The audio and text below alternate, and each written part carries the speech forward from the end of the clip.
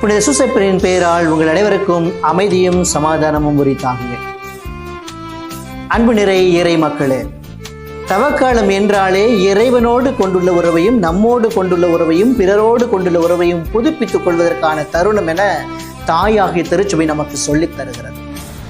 வருகின்ற மார்ச் மாதம் 7ஆம் தேதி மாலை 9:30 மணி முதல் காலை 5:30 மணி வரை இறைவனோடு உறங்காமல் உறவாட உங்கள் அனைவரையும் அழைப்பதில் நான் பெருமை கொள்கிறேன். தவக்கால முயற்சியில் நாம் ஈடுபட்டு கொண்டிருக்கிறோம்.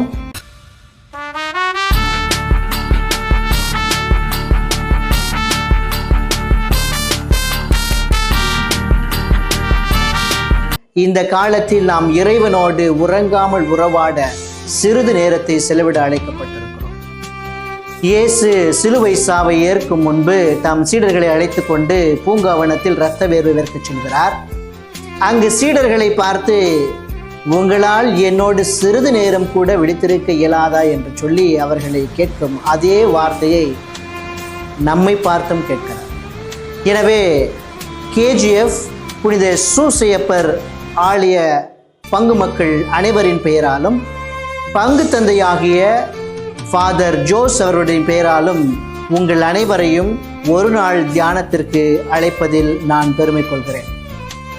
அன்று காலை 3 மணி அளவில் இறைவனோடு உறவாடுகின்ற தருணமாக அவரை முகமுகமாய் தரிசிக்க உங்களை அழைக்கிறேன்.